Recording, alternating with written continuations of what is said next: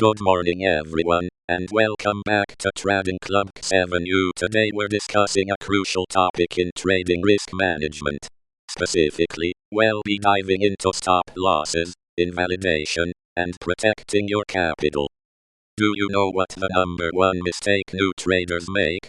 It's the failure to protect their capital. They get caught up in the excitement of trading and forget that the market can move against them just as easily as it can move in their favor. Imagine you're going for a hike in the mountains. You've never been to those mountains before, but you're confident in your ability to navigate.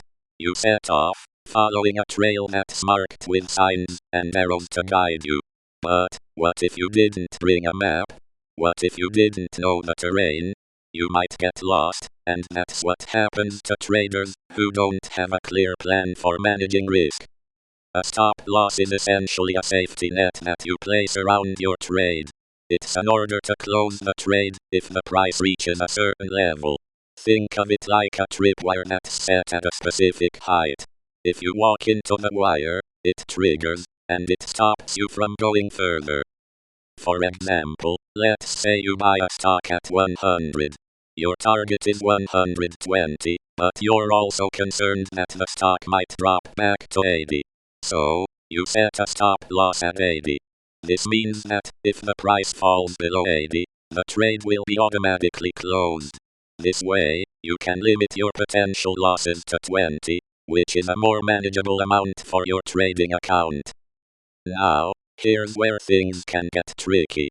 Beginners often make the mistake of setting stop losses too close to their entry prices.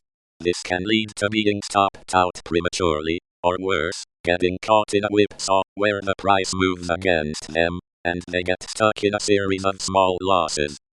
To avoid this, you should set your stop losses based on the volatility of the market and your trading plan.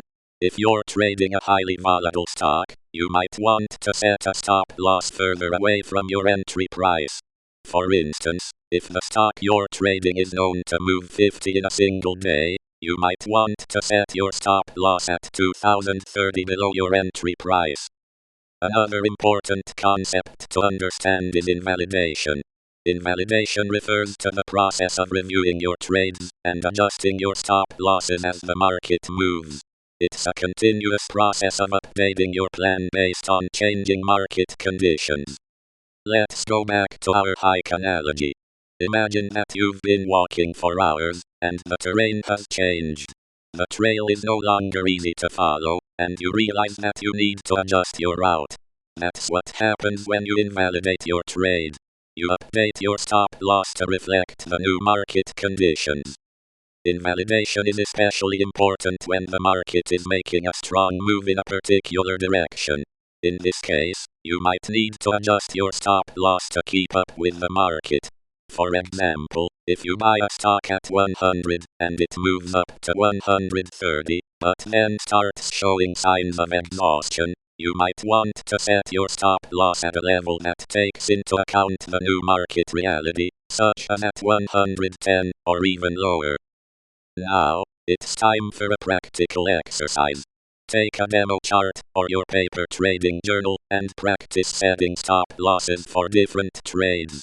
Use simple numbers, like 50, 100, and 200, to make it more manageable.